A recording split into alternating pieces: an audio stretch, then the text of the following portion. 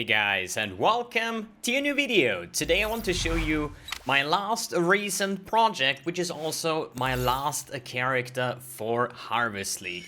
And the challenge was basically, I want to make a character that is off meta, making it to a point where it can actually clear full Delirium maps. And I choose to go with my probably favorite poison skill, which is Pestilent Strike. So you probably know that I have played Pestilent Strike in the past. It was also my league starter last league. And with the tools given with Harvest, we can make some insane characters. We have already seen that with the Essence Drain character and other builds that I've been played in the past, like the Max Block Gladiator and stuff like that. But I wanted to see if I invest, I'd say 1000 Exalt on a poison attack-based build, will it be able to do full Delirium maps, yes or no? And the way I planned this build, and I would say compared to my league starter last league, or let's say the Pestilent Striker that I played in 3.8, it was somewhere a little bit later in the league, so I had more currency available. I think this character will cost 10 times as much as the Blight one, and I think it's maybe 10% better, okay? So my approach in this character is to be dual wielding. Obviously, we know dual wielding sorry, got nerfed based on we have less attack damage and stuff like that. The character itself hits incredibly fast, so we're gonna stack up shit tons of poison stacks. I did use some mechanics in here with Divine Flash this time around. So Divine Flash is a keystone that gives you 50% of ally damage taking as chaos damage, and then going hard cap chaos resistance 90% over here. We are element immune. I think we are hit chance capped on that one. So 100% chance to hit, 97% chance to hit evasive monsters, yeah. We have like face acrobatics through the Thread of Hope and other shenanigans built in. Sadly, roughly 5k life once this character is leveled up. We're currently level 93. We do have, at the moment, about 14 million DPS on Pestilent Strike after hitting the target for 5 seconds, which is then the maximum poison stacks as far as my path of building goes.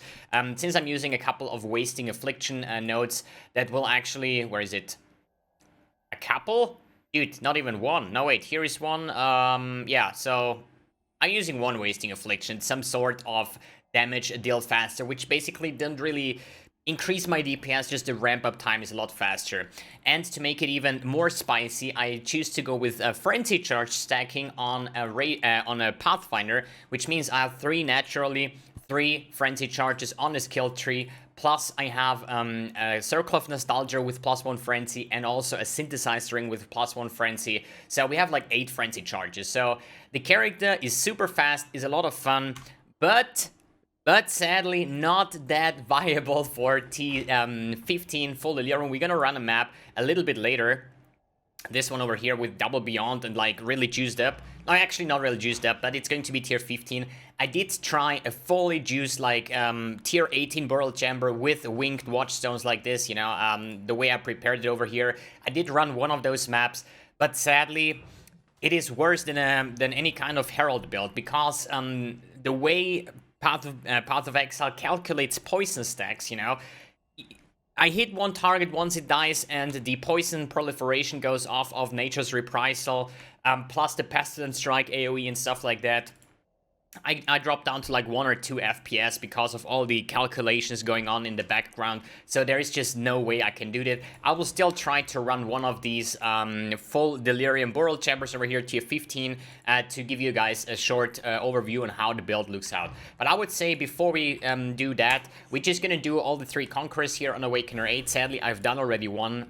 So we're gonna do the 3 Conquerors, so you see a little bit of a map showcase and also the single target, as well as on Saurus. We're this time around not switching to Viper Strike. We're gonna stay with the Pestilent Strike throughout the entire video. But basically, turn down the volume a little bit. Basically, what that means is that Viper Strike will simply double your DPS. You know, that's it. Like, if you have like 15 million Pestilent Strike DPS, Viper Strike, you're gonna have like 30 million DPS, you know? So, Viper Strike, by far the best single target. But I feel like the Pestilent Strike just feels so nice just running around, you know. But you see how it lags, right? And this is because of the amount of monsters are sticking around here. Wait, we can actually do Delirious Baron here, it seems like. Let's get some totems down. Basically, I just have those totems for some Wither, right? And let's pop Flask. Should die. Perfect.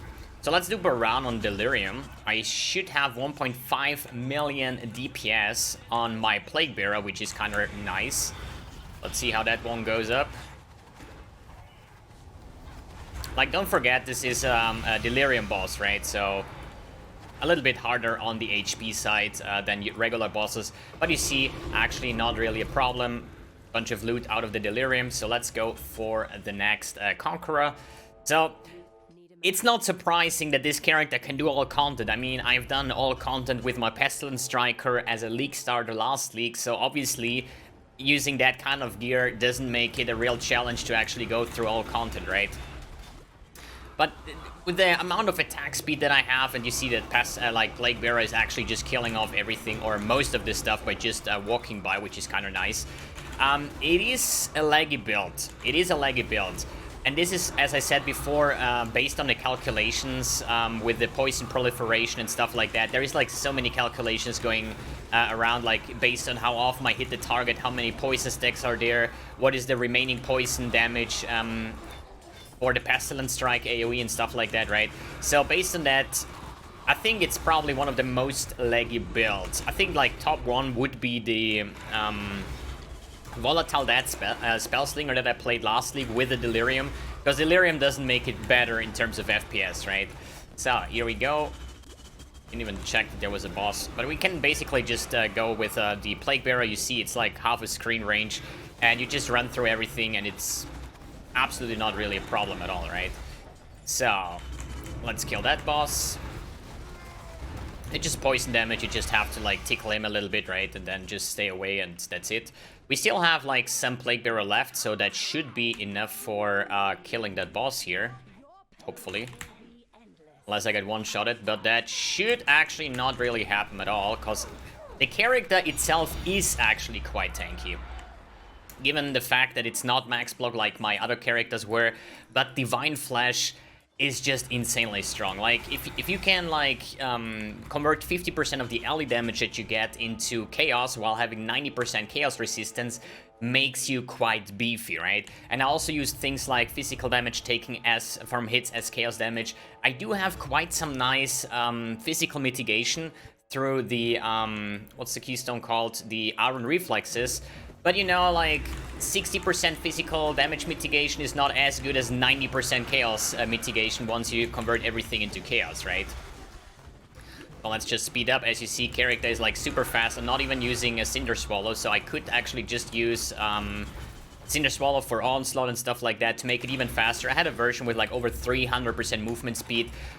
Although I like fast builds, you know, it's at a certain amount of movement speed, it's just getting too fast, you know? You can barely control your character anymore, and I like to keep control over my character, right?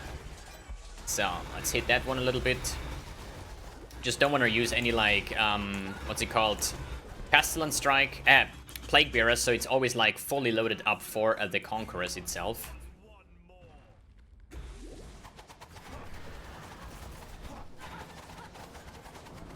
So that is this part. The Lord! So can we actually just DPS through that? It should work. Like, DPS, like poison, is always like damage over time and stacks up, right? So if I hit him often enough, I can just basically just go away, because he has like, he's full of poison, right? Good, that were all the Conquerors. Now let's have a look at Cyrus, which is kind of funny because I have not done Cyrus a single time on this character, so I saved that one up for the video. It's Awakener 8, as obvious. No idea how good it will be. As I said, Viper Strike will give me twice as much DPS as I would have with the Pestilent Strike version. But just having like a character with like 14 million DPS on poison should be fair enough to kill Cyrus, I think. I mean, I have a Bleed Immunity Flask, right? And we're also ailment immune, so I cannot get frozen, shocked, all that kind of things. I think it should be quite well for Cyrus. It would actually be terrible if I die on this encounter here. But hey, I haven't done Cyrus in quite a while, so never say never, I would say. But at least footage is not fake, right? So that's always like good, because you could always like fake any kind of encounter just to make it look better for a video. But if you just go on the video with all the Conquerors and Cyrus afterwards, there's like no way you can fake it, right? So, just going to put down my totems. I can use Flasks here without a problem because we're Pathfinder. That means that we're gonna have all the Flasks charges up for the last phase as well, since we are regenerating the Flask charges over time. And like, there's two issues that I see here on this encounter. First of all, damage over time builds are not the best Cyrus killer, you know, because he has so many phases where he's like being immune for a certain amount of time, where all your poison stack, your chaos damage over time, everything falls off. And as well as I'm scaling most of my damage with the frenzy charges, right? And it's gonna take a little bit. Like, now we have the maximum frenzy charges. So it takes quite a while to get actually all the frenzy charges, because we only have like 10% chance for frenzy charges to basically hit. Or at least to generate the charge. So yeah, I'm having 8 now. But before I get him down, I will probably lose all the frenzy charges, which basically, yeah, makes the character look worse than it actually is. Just to mention that as well. So let's trigger phase number 2, 3, I don't know. And I have the Plague Bearer Helm enchant. That means as soon as I have my Plague Bearer on, I have 20% damage over time multiplier for poison. I'm gonna use that here as well. I'm just so used to not use any Flasks on Cyrus before phase 3, right? So that should be it. I just wanna have my fully loaded up Plague Bearer for the last phase because of the damage over time multiplier, to see if we can actually burst him down, right? I'm just not used to playing Pathfinder, so I am allowed to just randomly use my Flasks because it will regenerate over time, right? So it shouldn't be a really big deal to have it available on the last phase. Well, let's see how that goes. Get Quadra beamed to death, claiming to be a tanky build. I think we can face tank a lot of those things.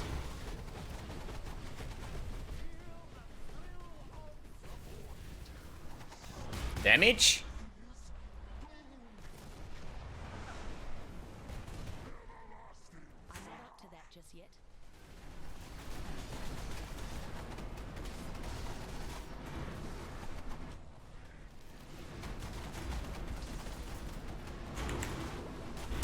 Has anybody seen my damage?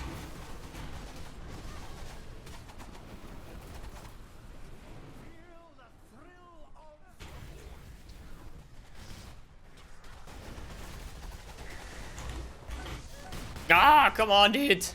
That's why I say, like, damage over time builds are not, like, the best thing for bosses like that. There we go. Down the Clown, a Watchstone, a Crimson Jewel, some Awakened Lightning Pen, some shit items, and yeah, that pretty much sums up Cyrus. But yet again, I know haters gonna hate anyway, and I see already those comments, oh my god, he spent 1,000 exalts on a build and he takes like quite a while to kill Cyrus. Like, yeah. As I said, it's based on frenzy charges and stuff like that, and as I said, damage over time builds are not the most effective against Cyrus. Good. That means we're just gonna throw everything into here, and I would say we're just gonna jump straight into this Delirium map, so you see that as well. I just hope that I don't get lagged out. It's just a mirrored Fractured Fossil map. There are some maps that I don't want to run that I just wasted, basically, right? We have here, players cannot regen is always like bad, as long as you're having mana cost of skills, right? Here we have players cannot regen. Here is Avoid Poison, Blind, and Bleed, which basically, yeah, splits my damage in half, which is bad. So these are basically the only two mods that I kind of not want to run at all. Which would be, monsters have chance to avoid poison, and then based on the awakening level, it's going to be even worse, like 70% or so. Means like 3 out of 10 hits will actually inflict a poison. On a poison build, it's like very bad, right?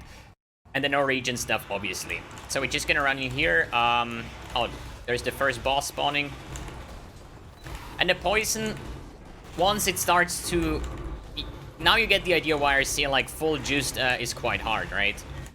So usually you just jump into a pack and just attack once, the poison spread will go off. Here is the Omniphobia is now dead. So the damage is fair enough, right? Because now I don't lose my frenzy charges at all, right? I'm just a little bit scared of the porcupines because this character is not using an explode chest, right? And no explode chest means there will be corpses that can get exploded, basically, right?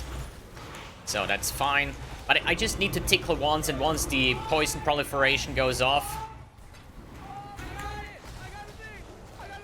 I got the thing, dude.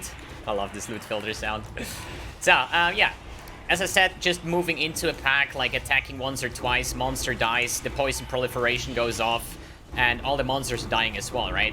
Which is actually quite nice, to be honest. Like, for not having an explode chest, for playing a poison build, this is actually quite insane damage, right? But as I said, once I go full juice, it is even worse. Oh, here is Kosis. I almost died here. Holy shit, dude. Sir?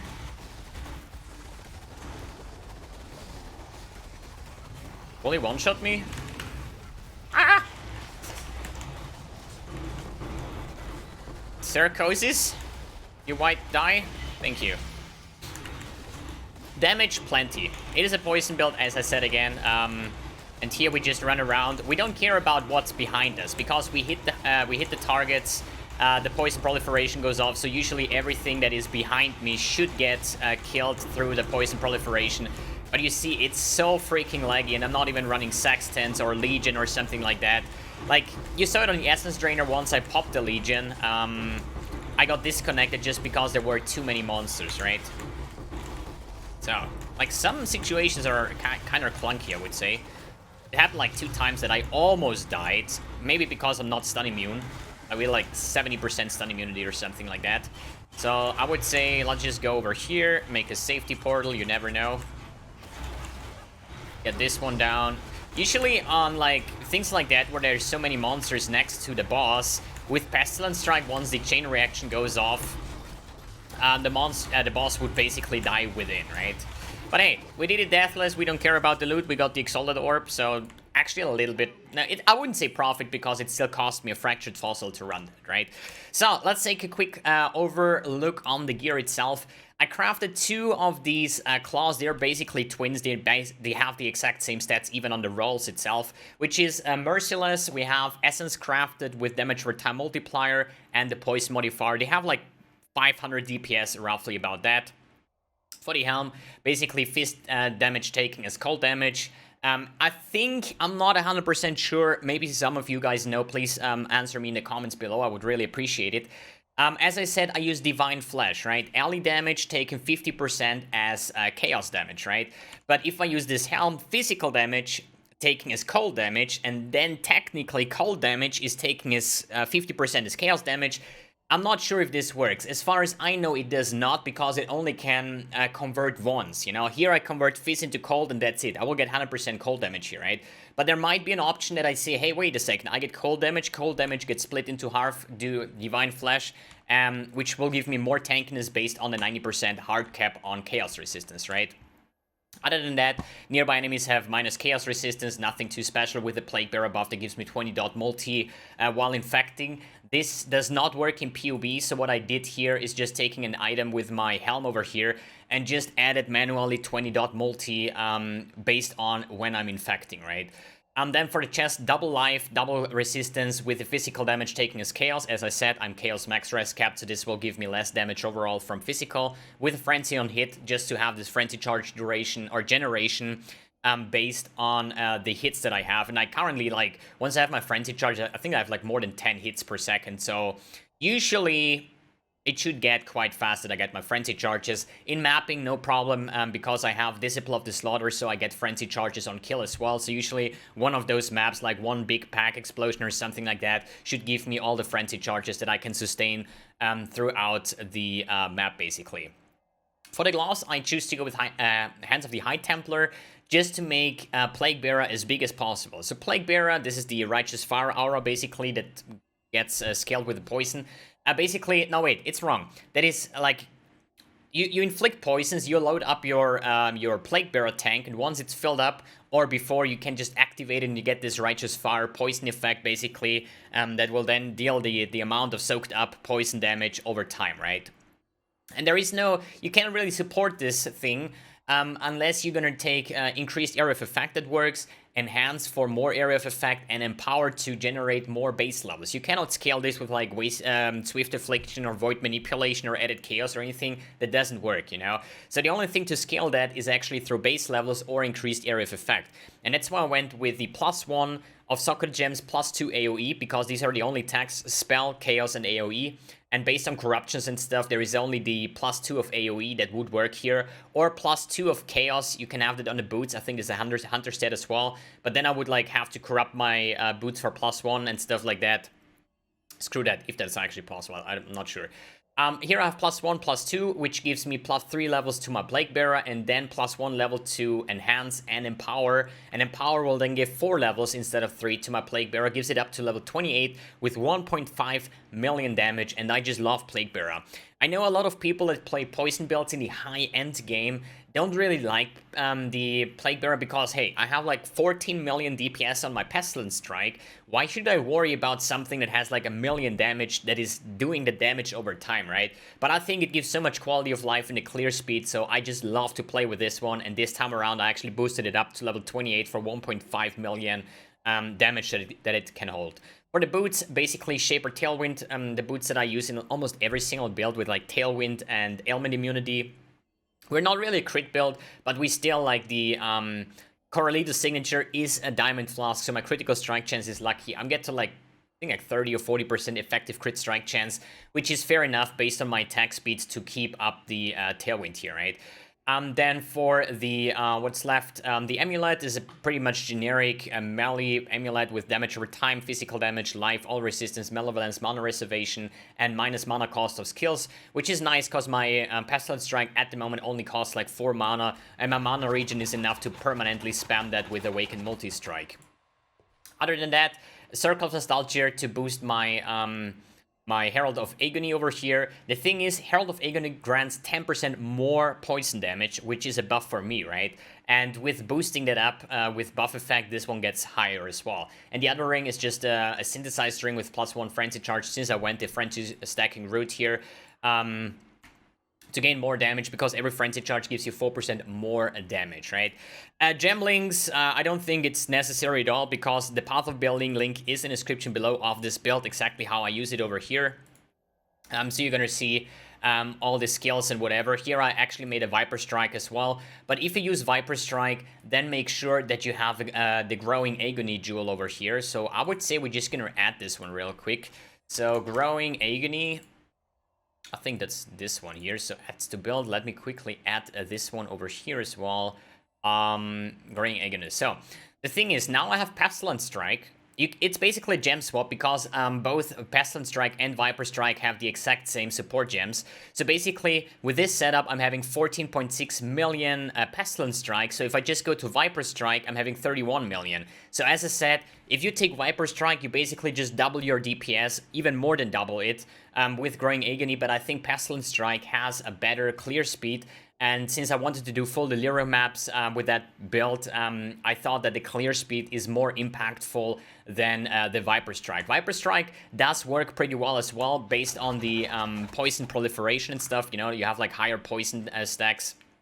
So that's pretty much nice as well. As I said, Path of Building link is in the description below if you want to check that one out. For the Flasks, a Bleed Immunity Flask. Since Rebirth for the Unholy Might. Unholy Might gives you Physis extra Chaos, and poison damage gets scaled through the physical and chaos damage combined from your attack hits.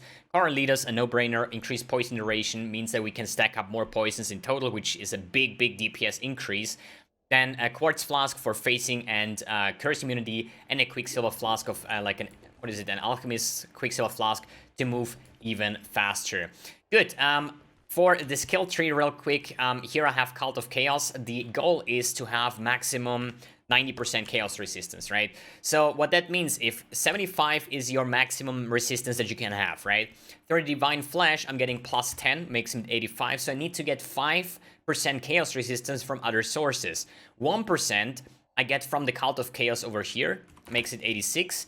And then I have 1% on the anti-venom here, makes it another 1%, is 87. And then I'm using 1 Born of Chaos, which gives me 3 max chaos resistance. So we are down to my 90% hard cap. There is many ways to solve this problem. You can run multiple Born of Chaos, for example, or other things. You can look out for multiple Cult of Chaos as well. And if you're wondering, the small note here gives me Chaos Res as well. So there is like many ways to get this one going. And I would say for every melee character, if you have the option, go Divine Flash. Divine Flash will reduce the damage by quite heavy tons, right? If we just say we take 2000 fire damage, right? That is basically getting split into half, so you get 50% fire and 50% chaos damage based on the Divine Flash Keystone, where 50% LE damage taken as chaos damage. So that means it's like 1000 fire damage and 1000 chaos damage, right? So the fire damage gets mitigated by 75% based on my fire resistance.